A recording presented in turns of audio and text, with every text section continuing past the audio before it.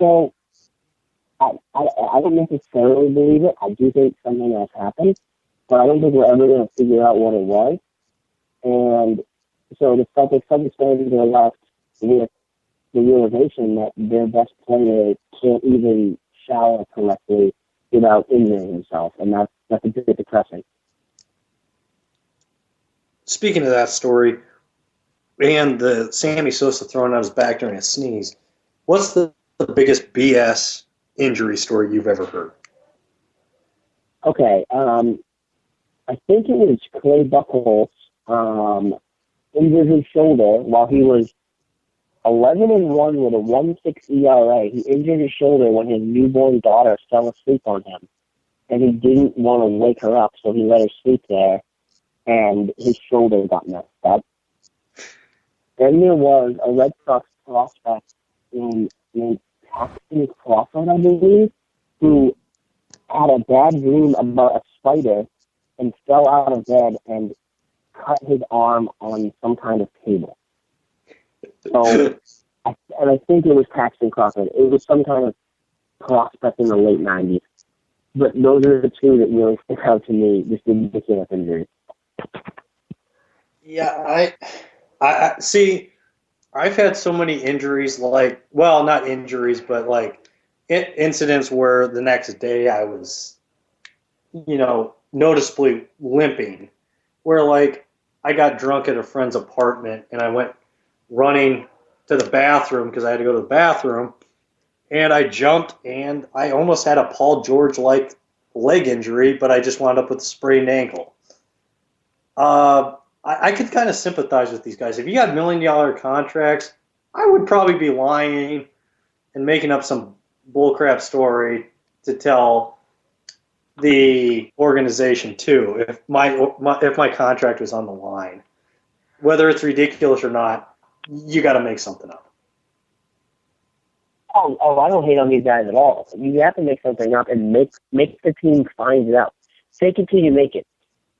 If you have a lot of money on the line or a lot at stake in your life, and you tell a lie that really doesn't hurt anybody else because he's already hurt, he's not getting more hurt by lying, then I'm all for what you're saying. Make it up. Hold on to your money as long as you can. Was it Monte Ellis with the ankle that he said he hurt working out, but he really worked it on a dirt bike? And they ended up figuring it out. But if he had told the truth from the beginning, they would have taken his money away anyway. So lie and make the team do the work. And if they do figure it out, well, guess what? You didn't lose any extra money. Right.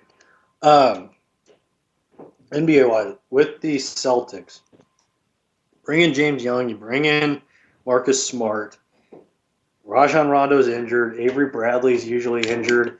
Is this the backcourt of the future?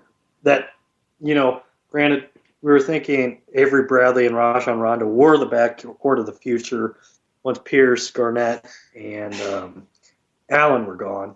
But is this the backcourt that we're looking at that is going to be good? And I like what I saw out of Marcus Smart in the Summer League. I like what I've seen out of him in the preseason. What's your take on the Celtics right now? Well, I'm a big Marcus Smart fan, but I really, really need to see him develop more offensively before I call him anything besides a really good role player. He's great defensively, and I think he's able to get to the rim. But I think his upside is a slightly less athletic Russell Westbrook, which is an all-star, and that's his upside. But his downside is closer to a guy well-known on Celtics parts, Marcus Banks, who was a first-round pick. He played great defense, stuck around the league for 10 years, but never developed offensively, and that really, really impacted him when it came to becoming a starter. But I do like Marcus Smart. James Young is a complete unknown. I can't call him the future of anything because he's 19 years old. He started slow his freshman year. He played really good in the tournament. And then so far with the Celtics, he has missed the summer league with a concussion, and then played one preseason game before hurting his hamstring. So I'm intrigued by the potential of Young, but that's what the whole Celtics roster is right now. It's intriguing potential. There's no sure thing. If things break their way, they have a nice young core, but every single player on their roster has a pretty major question mark. With Solinger coming back, you got a Linux in the second year. What's your take on this team right now? I mean, it seems I can't really. It feels like I don't even know what the direction of this team is, and I'm not being dramatic or anything. I just can't figure out what direction they want to go and what kind of offense Stevens wants to run with this team. I mean, obviously, I'm assuming Rajon Rondo is going to be gone either at the trade deadline or at some point this year. But what's your take on the Celtics' direction right now? What do you think Ainge is trying to do? I think Ainge is still in choose your own adventure mode. What I mean is, one of those books where you got to a certain page, and at the end of the page you got to choose whether you wanted to jump to like page 52 or page 27, and the story went in two different directions. You picking up what I'm putting down right now, Bob? Yeah, I love those books. Yeah, me too. I love those books. And Ainge. Actually, let me stop you before you go on your rant. I've always thought that there should be a movie or movies like that where you go to a movie theater. These movie theaters have 20 screens now. Why can't you pick your own ending in these movies? Like, One Direction, you could have a Matthew McConaughey movie, which, okay, that's part of this joke. But, Matthew McConaughey's kind of become a better actor now. Or at the end, you could have a Leonardo DiCaprio movie. I mean, which would you choose? And I mean, it kind of, granted, those two have been in the same movie, but I mean, why couldn't there be a movie where you use all 20 screens in the movie theater? And at the end, I mean, it could be kind of a serendipity thing where you meet your future wife at the end of the movie because she's in the same theater as you because she chose the same route to get to that ending that you got to. I think that's a fantastic idea. You mean like you're sitting in theater 6 and, you watch half an hour of a movie and then it says, okay, if you go to theater 10 or theater 13, and then you go over to theater 10 and you make a decision. I think that's a great idea. And I agree. I love those books. So I'm all in with choose your own adventure movie. Let's make it happen. Yeah, I mean, we got to figure it out. But that's your theory on Ainge is he's kind of figuring it out as he goes. Like he's just collecting assets. Collecting assets, different options are still available. There's still the Rondo option where he trades for or even signs an all-star level big man next summer. They're going to have a ton of cap space. So you have Rondo, all-star big man, and the rest of these good young chicks, plus 2 more draft picks next year. That's a pretty intriguing team. There's also the trade Rondo format. You trade Rondo for a few first-round picks.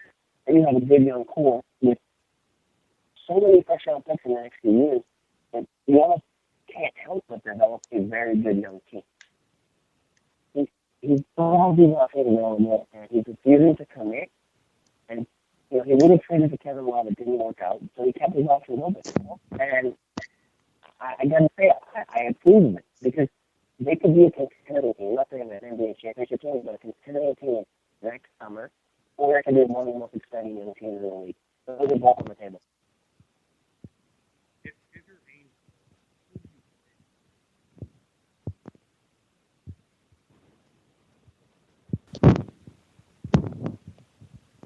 Hey, Bob.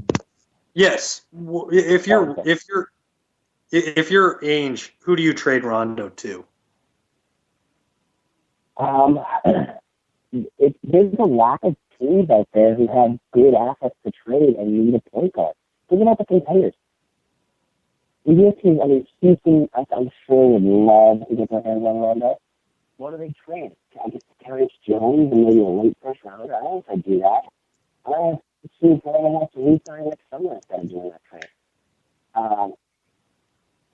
Besides that, with the Thunder being just an investment for one of you, I highly doubt it. They would change things up. I don't think they'd do that deal.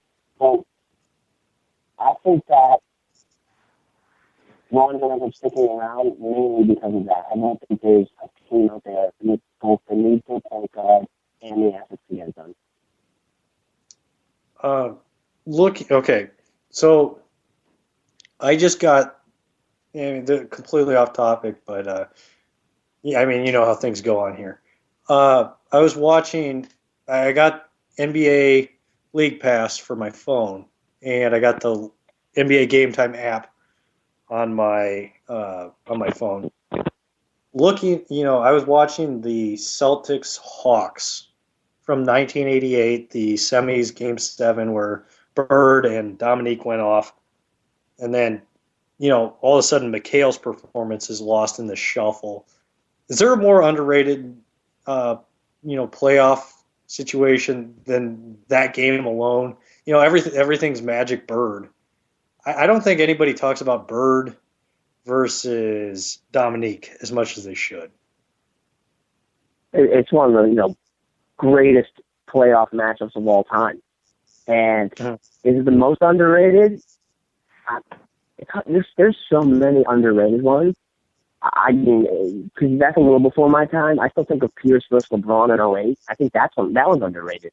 What Pierce did to stave off LeBron in Game 7 with all that pressure was on the Celtics. So I think that was a huge one. And I think we've seen some of the stuff that we've even seen LeBron versus, and it wasn't one-on-one, but what LeBron did against the Pistons when they scored 25 in a row, that to me was underrated.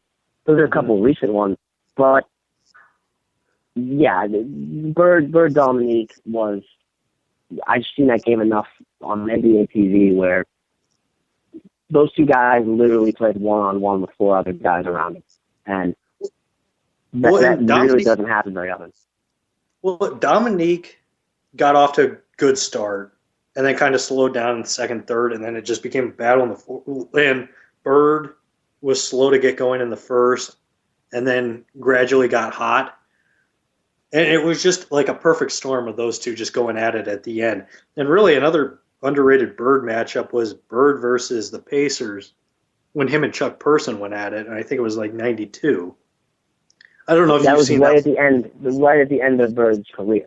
Yeah, when his back was going out, and those two, it was like Perkin. It was what's his name? Chuck Person right at the peak of his career, and Bird right at the end. But those two kind of just went at it in that game. Those games are always fun to watch on NBA TV. I could buy into it, and I'm sure you could too.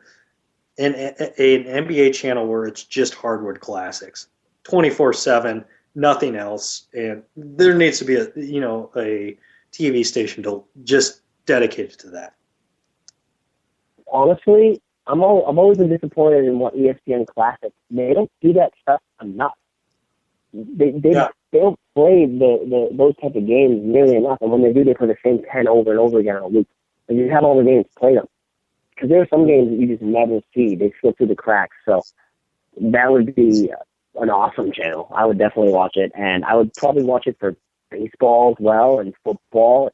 Give me a great, great game that doesn't get shown. You see the Kirk Gibson homer every single time you turn on a game, but you don't see some of these other games that have just been phenomenal. And in the NBA, it's the same way. You see a couple of the great games, but there's so many you don't think. Well, one thing I enjoyed ESPN Classic used to do a couple of years ago was they would have a before NBA Friday, they would play classic games from like the Heat Knicks when they were going to match up on NBA Friday. They'd play it from NBA Wednesday all the way up to NBA Friday, and then like classic games between the Warriors and Lakers or something like that. Like it would just be, it would be dumb matchups from back in the day, but they would be matchups that me and you, who are NBA junkies, NBA junkies just love that type of stuff, and they've gotten away from that in the last couple of years for NBA Friday. Oh, I do like that idea. Right, you have a